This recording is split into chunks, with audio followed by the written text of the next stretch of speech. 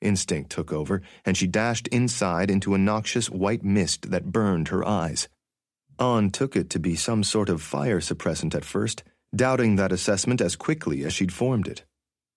Then she heard a baby crying. The noxious odor grew thicker the deeper into Laboratory Z she ventured. Intensified the more she drew into a white, dewy mist that felt hot and cold at the same time. Sparks flared, illuminating the semblance of a path for her. Cries and screams sounded, seeming to come from beyond a wall of super-thick glass that was fracturing into a spiderweb pattern even as she neared it. She caught glimpses of motion beyond that glass where the mist thickened the air to a soup-like consistency that formed a curtain over the world beyond. Anne sucked in mouthfuls of the stench-riddled mist, expecting it to be like smoke when it turned out to be nothing but stained air. The sustained cries drove her deeper inside whatever the mist contained.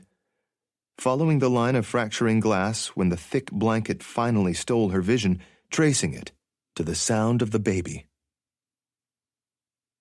The swirling clouds of energy, electromagnetic radiation, left what felt like alternating pockets of searing heat and biting cold. Rafe knew these were illusions, coping mechanisms of the body to manage the effects of cross-dimensional travel on the metabolism.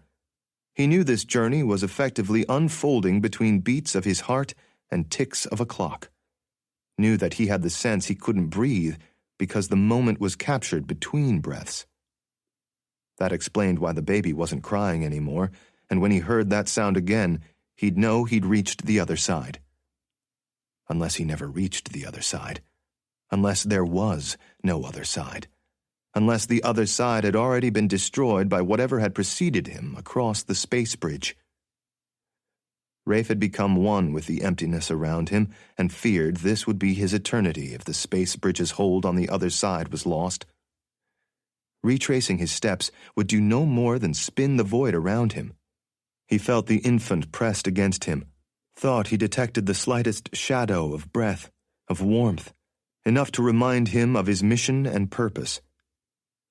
Rafe felt he was dancing through blips of nothingness, where there was no sound, no light, no feeling, the world reduced to an airless vacuum. He schooled himself to hold his breath, aware the baby could hardly do the same, and was suddenly left gasping, which meant what?